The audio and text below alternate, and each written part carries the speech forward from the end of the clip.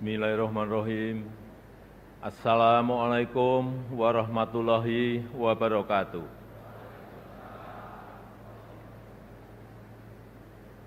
Selamat pagi, salam sejahtera bagi kita semuanya. Shalom, Om Swastiastu, Namo Buddhaya, salam kebajikan. Yang saya hormati Wakil Presiden Republik Indonesia, Bapak Profesor Dr. Kiai Haji Ma'ruf Amin, beserta Ibu Hajah Wuri Ma'ruf Amin. Yang saya hormati Ketua, para Wakil Ketua, dan para anggota Majelis Permusyawaratan Rakyat Republik Indonesia. Yang saya hormati Ketua, para Wakil Ketua, dan para anggota Dewan Perwakilan Rakyat Republik Indonesia. Yang saya hormati Ketua, para Wakil Ketua, dan para anggota Dewan Perwakilan Daerah Republik Indonesia. Yang saya hormati Ketua, para Wakil Ketua, dan para anggota lembaga-lembaga negara. Yang saya hormati Bapak Jenderal TNI Purnawirawan Tri Sutrisno, yang saya hormati Bapak Haji Muhammad Yusuf Kalla, yang saya hormati Ibu Soraya Hamsahas, yang saya hormati Yang Mulia para Duta Besar negara-negara sahabat dan para pimpinan perwakilan badan dan organisasi internasional, yang saya hormati para Menteri Kabinet Indonesia Maju, Jaksa Agung, Panglima TNI, Kapolri, dan Kabin. Yang saya hormati para Ketua Umum Partai Politik, Bapak Ibu, Saudara-saudara sebangsa dan setanah air, para hadirin dan undangan yang saya muliakan. Tahun ini genap 10 tahun saya menjabat sebagai Presiden Republik Indonesia. Dan genap 5 tahun Bapak Profesor Kiai Haji Ma'ruf Amin menjabat sebagai Wakil Presiden Republik Indonesia. Sebuah tanggung jawab dan kepercayaan besar yang tidak pernah kami bayangkan sebelumnya. Sebuah mandat dan amanah besar yang tidak pernah kami pikirkan sebelumnya. Sejak hari pertama saya menerima amanah ini, saya sangat menyadari akan ada banyak gelombang yang harus dihadapi. Akan banyak tantangan yang harus diselesaikan. Tapi dari awal saya juga yakin dan sangat percaya bahwa saya tidak sendirian. Ada cita-cita dan harapan masyarakat. Ada dukungan dan doa dari rakyat yang selalu mengiringi dan menguatkan. Senyum, sapa, dan doa Bapak, Ibu, dan saudara-saudara sebangsa setanah air semua adalah sumber kekuatan saya. Dan hari ini, 16 Agustus 2024, di momen terakhir saya dan Profesor Kiai Haji Ma'ruf Amin berdiri di sini. Izinkan kami menyampaikan terima kasih yang tulus, terima kasih yang sebesar-besarnya kepada Bapak Ibu semua, kepada seluruh rakyat Indonesia dimanapun berada, yang selama 10 tahun ini telah dengan kuat bersama-sama melintasi tantangan demi tantangan, menapaki langkah demi langkah, dan menghadapi terjadinya perubahan demi perubahan. Sehingga kita sebagai sebuah bangsa yang besar bisa sampai pada titik ini. Titik yang bisa menjadi titik lontar untuk menggapai kemajuan bersama di masa yang akan datang. Alhamdulillah, selama 10 tahun ini kita telah mampu membangun sebuah fondasi dan peradaban baru dengan pembangunan yang Indonesia sentris.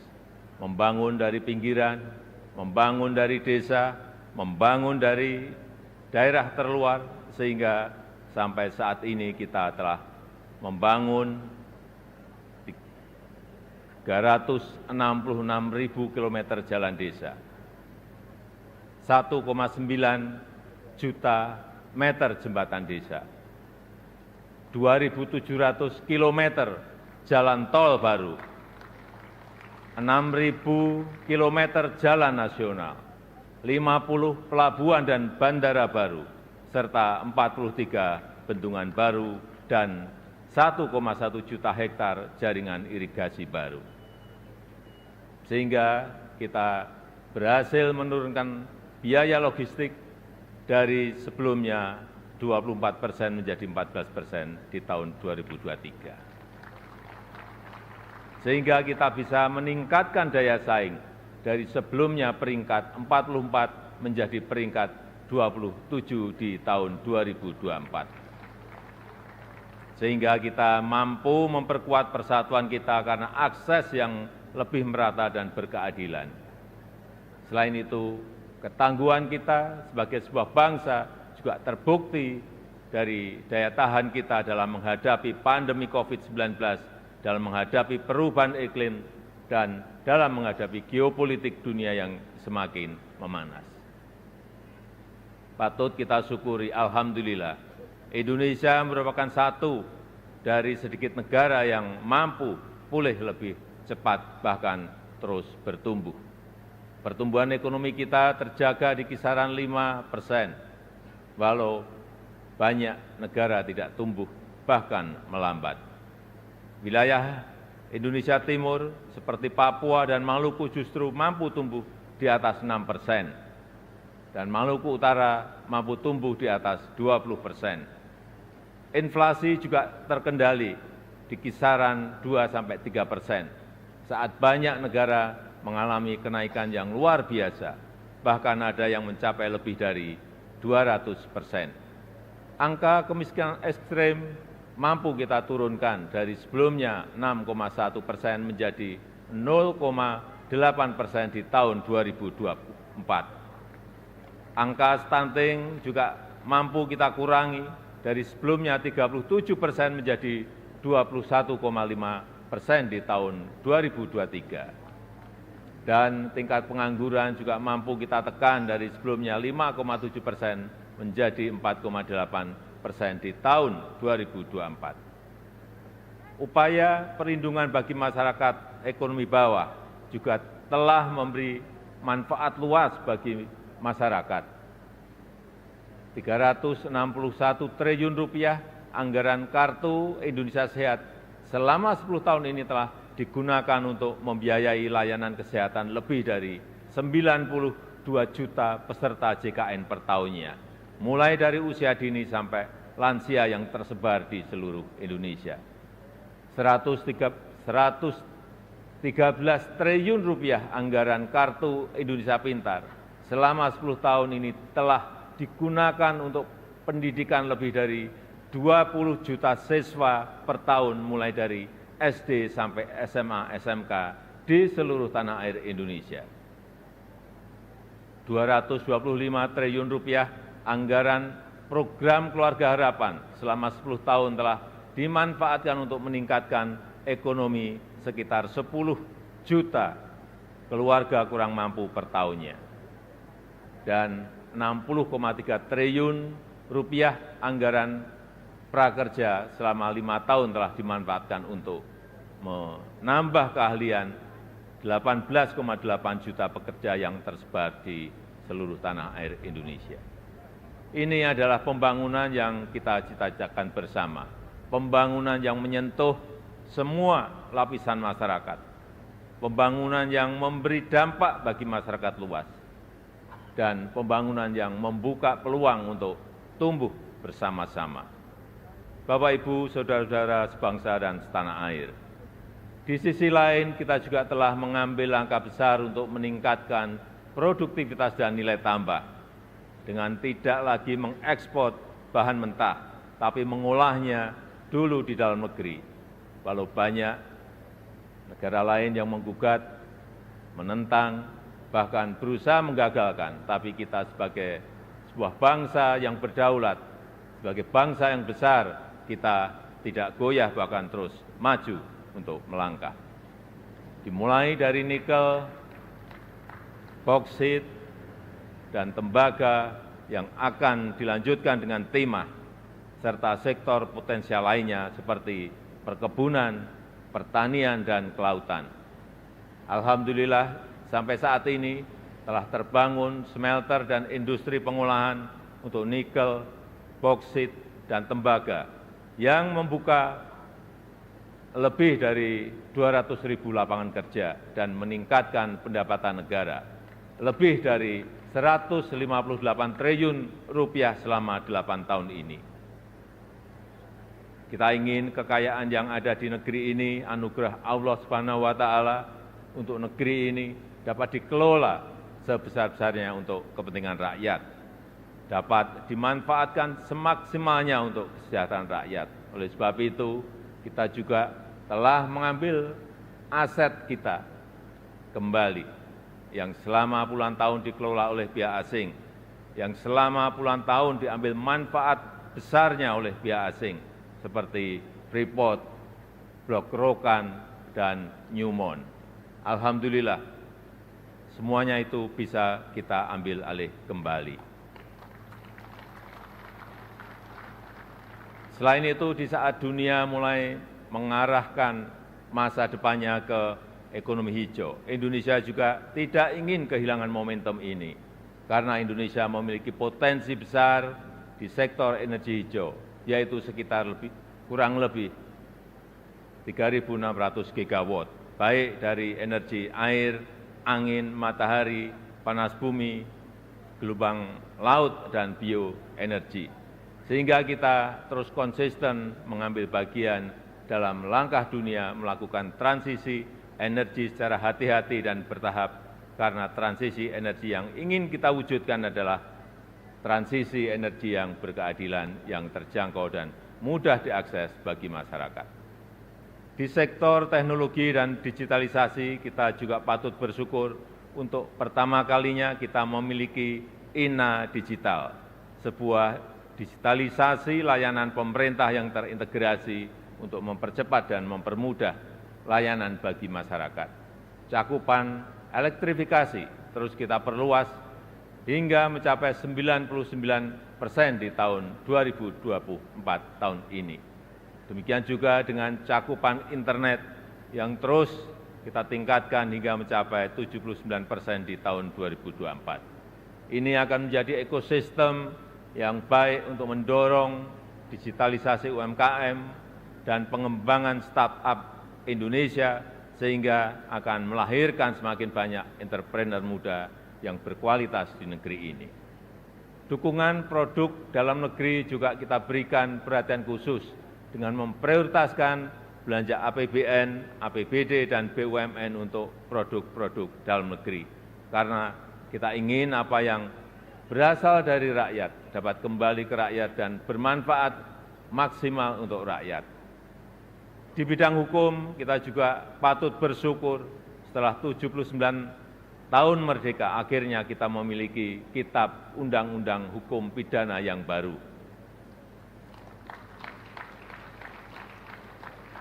Sebagai upaya memodernisasi hukum Indonesia, serta Undang-Undang Cipta Kerja yang merevisi 80 undang-undang dan 1.200 pasal. Sebagai upaya untuk menderegulasi peraturan yang tumpang tindih. Kita juga sudah memiliki undang-undang tindak pidana kekerasan seksual untuk memberikan perlindungan yang nyata, yang kuat, terutama bagi perempuan dan anak-anak. Bapak, Ibu, dan saudara-saudara sekalian sebangsa dan setanah air, ini adalah hasil kerja keras kita bersama. Ini adalah fondasi besar kita bersama.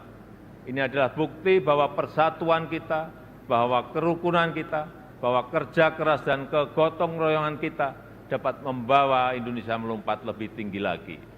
Oleh sebab itu, saya sangat menghargai, sangat mengapresiasi dukungan dan kerjasama seluruh lembaga negara dalam menopang lompatan kemajuan Indonesia. Mulai dari MPR RI yang telah berperan aktif memperkokoh ideologi negara, memperdalam rencana penyusunan pokok-pokok haluan negara dan menjaga silaturahmi antar tokoh-tokoh bangsa. DPR RI yang telah menjalankan fungsi legislasi, menjalankan fungsi penganggaran dan pengawasan, merumuskan RAPBN 2025 untuk suksesi transisi pemerintahan dan menyelesaikan banyak undang-undang strategis, seperti Undang-Undang Ibu Kota Negara, Undang-Undang Daerah Khusus Jakarta, Undang-Undang Informasi dan Transaksi Elektronik, Undang-Undang Aparatur Sipil Negara, dan Undang-Undang Kesejahteraan Ibu dan Anak. DPD RI yang terus mengawal kemandirian daerah otonom, menginisiasi inisiatif perancangan legislasi, melakukan pengawasan pelaksanaan undang-undang dan perda, serta memberi perhatian khusus terkait agraria dan pangan. Begitu juga dengan BPK-RI yang telah mengawasi penggunaan anggaran negara serta memperkokoh kepercayaan dan kepemimpinan Indonesia di dunia internasional melalui keaktifannya dalam organisasi dan forum-forum internasional. MKRI yang telah menangani lebih dari 202 perkara pengujian undang-undang dan mengadili sengketa pemilu, serta Mahkamah Agung RI beserta lembaga peradilan di bawahnya yang mengadili dan melakukan penguatan restoratif justice untuk menyelaraskan kepentingan korban dan pertanggungjawaban terdakwa tanpa melalui pemidanaan. Dan Komisi Yudisial RI yang telah berperan aktif mewujudkan hakim berintegritas dan berkualitas guna meningkatkan kepercayaan dan kepuasan masyarakat terhadap institusi kehakiman di negara kita.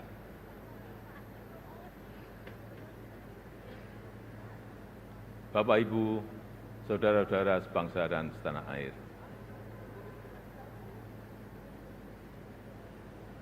sepuluh tahun bukanlah waktu yang cukup panjang untuk mengurai semua permasalahan bangsa. Saya sangat menyadari bahwa sebagai pribadi yang jauh dari kata sempurna, sebagai insan yang tumbuh dalam keterbatasan, dan sebagai manusia yang jauh dari kata istimewa, sangat mungkin ada yang luput dari pandangan saya.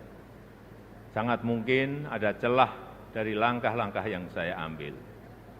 Dan sangat mungkin banyak kealpaan dalam diri saya.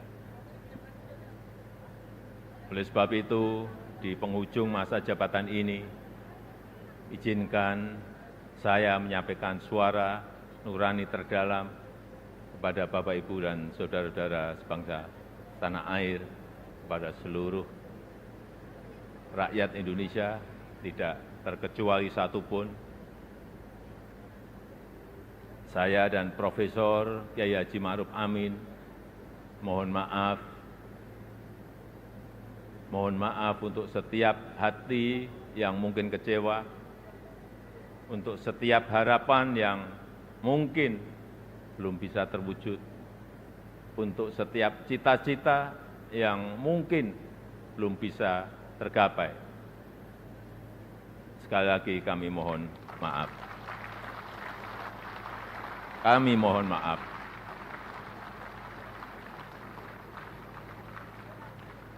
Ini adalah yang terbaik yang bisa kami upayakan bagi rakyat Indonesia, bagi bangsa dan negara Indonesia. Saya tahu bahwa hasil yang kita capai pada saat ini belum sepenuhnya tuntas mencapai hasil akhir. Belum sepenuhnya sesuai dengan harapan dan keinginan Bapak Ibu semua.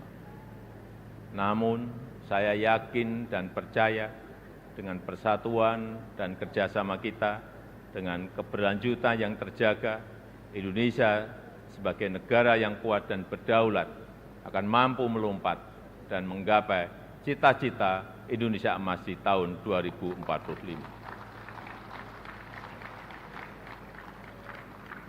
Terakhir, kepada Presiden terpilih Bapak Jenderal TNI Purnawirawan Prabowo Subianto.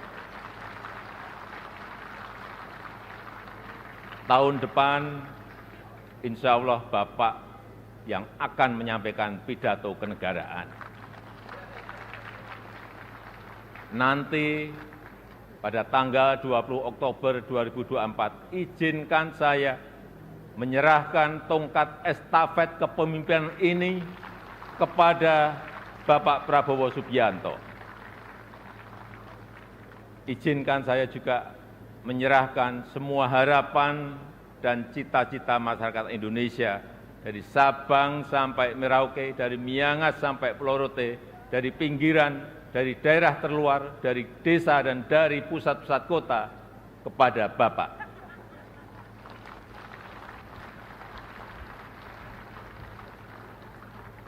Semoga Allah SWT, Tuhan yang Maha Kuasa, senantiasa memberikan petunjuk dan kemudahan bagi bangsa Indonesia dalam kepemimpinan Presiden Prabowo Subianto pada pemerintahan periode mendatang. Dirgahayu Republik Indonesia, Dirgahayu Negeri Pancasila, merdeka! Merdeka! Merdeka! Terima kasih. Wassalamualaikum warahmatullahi wabarakatuh. Om Santi Santi Santi Om. Namo Buddhaya. Salam kebajikan. Terima kasih.